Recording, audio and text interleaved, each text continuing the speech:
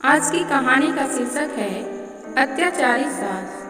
कहानी अगर अच्छी लगे तो लाइक और सब्सक्राइब जरूर करिएगा। बहू, ओ बहू, कहाँ मर गई?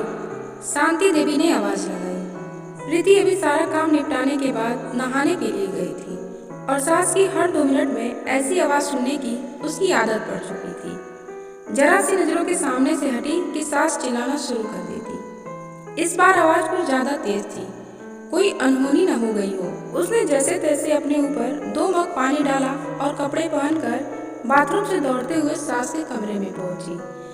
अरे मर गई रे, तुझसे एक काम ही ठीक से नहीं होता। शांति देवी फिर चिल्लाई। क्या हुआ माँ जी?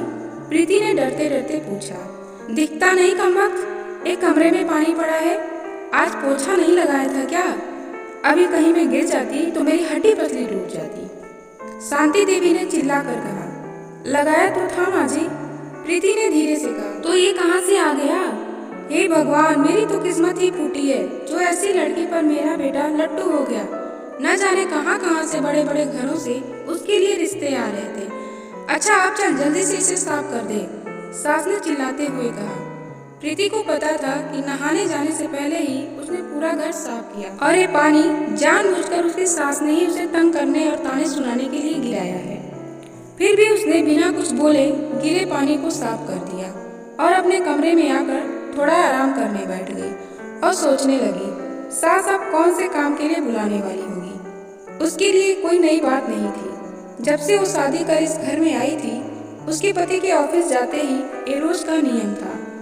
आज किसी बात पर तो कल किसी बात पर, बस उसकी सास को कोई न कोई बहाना चाहिए होता था। अगर कोई बहाना नहीं मिलता तो बहाने बनाने की कला में वो माहिर थी। इस रोज रोज की किचकिच से अक्सर वो तंग आ जाती थी, पर कुछ पति के प्यार तो कुछ सास की उम्र और कुछ घर की नई बहू होने की वजह से सब बर्दाश्त कर रही थी। उसे खुद ही समझ नहीं आ रहा था कि उसके खुद के वजूद में इतना परिवर्तन कब और कैसे आया। उसको तो याद ही नहीं कि कब उसके अपने घर में उसकी माँ या पिता ने कभी भी उससे ऐसे सुर में बात की हो। अपने कॉलेज और स्कूल के समय तो वो बिंदास लड़कियों में से एक थी। पूरे स्कूल या कॉलेज में कहीं भी किसी के साथ कोई गलत बात होती थी तो लड़ने के लिए सबसे आगे खड़ी मिलती थी। किसी के भी हक के लिए वो पूरे सिस्टम से लड़ जाती थी, पर आज अपने ही खिलाफ हो रहे अन्याय को चुपचाप सह रही थी। प्रीति हमेशा सोचती थी, क्या यही शादी के मायने होते हैं, जब एक लड़की को अपने स्वाभिमान और सम्मान को एक नए परिवार की सूली पर चढ़ा देना पड़ता है। शाम को पति के आने पर बहुत सारी बातें कहने का मन होता था। 1-2 बार कही भी थी, पर एक तो थके होने से वो इस पर ज्यादा ध्यान नहीं देते थे और फिर अपनी माँ के खिलाफ वो एक भी शब्द नहीं सुन सकते। उनकी माँ भी अपने बेटे के सामने उससे बड़े दिखावे के साथ बात करती थी, पर जैसे ही बेटा घर से बाहर निकलता था उनके तेवर बदल जाते थे, जो उसे समझ में ही नहीं आता था कि एक इंसान पल भर में 2 तरह के व्यवहार कैसे कर सकता है। शांति देवी को सबसे ज्यादा तकलीफ तो उसकी शादी में मिले दहेज से थी, जबकि उसके माता पिता ने अपनी हैसियत से बढ़कर उसकी शादी में खर्चा किया था। लेकिन दहेज में या दूसरे से कुछ भी मुफ्त में मिलने की उम्मीदों और अभिलाषाओं का कोई अंत नहीं होता है। हर चीज कम लगती है। घर में बहू के आ जाने पर सबसे पहले शांति देवी ने काम वाले की छुट्टी कर दी और घर में प्रीति के कदम रखते ही हाथों की मेहंदी का रंग छूटने के पहले ही बाकी कामों के अलावा बाई के सारे काम भी उसके ऊपर आ गए। शांति देवी ने कभी भी उसे एक नौकरानी से ज्यादा अहमियत नहीं दी। कुछ ऐसे ही जिंदगी कट रही थी उसकी। रोज कोई नया बखेड़ा होता था और वो रोज शांतिपूर्वक उन्हें संभालने की कोशिश करते हुए सोचती थी कि जल्दी ही उसे अपने पति और सास के साथ बैठकर शांति से इसका हल निकालना पड़ेगा। बस रोज की ऐसी दिनचर्या में सबके साथ बैठकर बात करने का समय ही नहीं मिल पा रहा था। एक दिन प्रीति रोज की तरह सुबह झाड़ू लगा रही थी। शांति देवी अपने बिस्तर के किनारे बैठी स्वेटर बुन रही थी।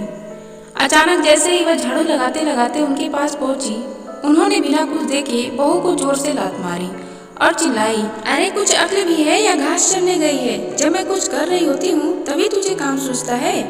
अभी ही मेरे कमरे में झाड़ू लगानी थी तुझे। क्या तुझे नहीं पता कि मुझे धूल से कितनी एलर्जी है?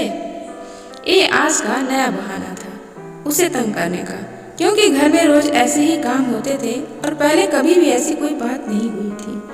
फिर प्रीति भी अपनी सास के व्यवहार को जानते हुए बहुत संभल के काम करती और उनके द्वारा दिखाई जगह पर सफाई के लिए जैसे ही थोड़ा झुकी, न जाने किस झोंक में शांति देवी ने जोर से पैर चलाया और वह प्रीति के कंधे पर जा लगा।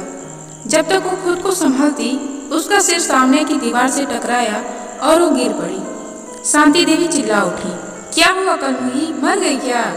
उठ क्यों नहीं रही? बचा हुआ काम कौन करेगा? चल उठ। प्रीति उनकी कुछ बातें सुन तो रही थी, पर समझ में कुछ नहीं आ रहा था। बड़ी हिम्मत करके जैसे तैसे उठने की कोशिश कर ही रही थी कि शांति देवी ने फिर ठोकर मार दी और सिर दोबारा दीवार से टकरा गया। इस बार प्रीति बेहोश हो गई थी। सांस बड़बड़ाते हुए उसे कोसती रही। कुछ देर बाद भी जब प्रीति नहीं उठी तो शांति देवी के हाथ पांव फूलने लगे और तुरंत उन्होंने अपने बेटे को घर आने के लिए फोन किया। पति उसे तुरंत हॉस्पिटल ले गया तो शांति देवी भी साथ साथ आई और एडमिट कराने के समय भी बड़बड़ाए जा रही थी। सब पता है इसके क्रिया चरित्र का, सब कुछ बस मुझे तंग करने के नाटक है इसके, जिससे घर में कोई काम ना करना पड़े और हम सब इसकी सेवा करें। यूं तो उसका बेटा काफी दिनों से घर में जो चल रहा था सब देख और समझ रहा था, पर आज माँ के ऐसे व्यंग देखकर कुछ ज्यादा ही परेशान हो गया। लेकिन इस समय उसे अपनी पत्नी की जान बचाना ज्यादा जरूरी था। डॉक्टर की तमाम कोशिशों के बावजूद सिर के अंदर कोई नस फट जाने की वजह से पहले तो कुछ दिन कोमा में रही और अगले एक ही सप्ताह में उसने दुनिया छोड़ दी। वक्त के साथ साथ बातें कहाँ छुपती हैं। धीरे धीरे पड़ोसियों की जुबान पर प्रीति के प्रति शांति देवी के बुरे बर्ताव की बातें सामने आने लगी, जिससे शांति देवी के बेटे का भी नाम आ ही जाता था। और जब उसको लेकर बातें कुछ ज्यादा बढ़ने लगी तो उनसे तंग आकर एक दिन शांति देवी के इकलौते बेटे ने पंखे से लटक कर सुसाइड कर ली। अब पूरे घर में दिन भर सन्नाटा रहता था। शांति देवी कुछ दिनों तक लोगों को दिखाई पड़ती रही और अक्सर घर के अंदर से उनकी आवाजें सुनाई पड़ती। अरे कलमुही, कहाँ मर गई? मेरे बेटे को भी साथ ले गई। चल जल्दी आजा बहू, घर बहुत गंदा पड़ा है, चल थोड़ा झाड़ू पोछा कर दे। फिर उसी लय में रोते रोते उनकी आवाज सुनाई पड़ती थी। बहुत अच्छी बहू थी, कभी शिकायत नहीं करी उसने। अभी हॉस्पिटल में है, इलाज चल रहा है। मेरी वजह से उसका सिर फट गया था ना। मेरा बेटा भी उसी के पास है, लेकिन अब तो वो ठीक हो गई होगी। अरे कोई तो उन दोनों को वापस ले आए। अब उसे कुछ नहीं कहूँगी। कुछ दिनों के बाद पता लगा कि उनके किसी दूर के रिश्तेदार ने उस मकान को आने पौने दामों में किसी को बेच दिया था, क्योंकि शांति देवी के पागल खाने में भर्ती होने के बाद उस मकान को देखने वाला कोई नहीं बचा था। प्रीति समय रहते ही अपने ऊपर हो रहे अन्याय और अत्याचार के खिलाफ अगर आवाज उठा ली होती तो शायद आज ही दिन न आता। प्रीति का अपना हंसता खेलता एक परिवार होता और शांति देवी अपने ही हाथों अपना पूरा परिवार, घर संसार बर्बाद कर दिया। सिर्फ दहेज के लिए अपने बहू के ऊपर इतना अत्याचार करती रही और अपने इकलौते बहू बेटे की जान ले ली और आज खुद पागल खाने में पड़ी है। इस कहानी के ऊपर आपकी क्या राय है? कमेंट में लिखकर जरूर बताइएगा। अगर कहानी अच्छी लगी हो तो वीडियो को लाइक और चैनल को सब्सक्राइब जरूर करिएगा। धन्यवाद।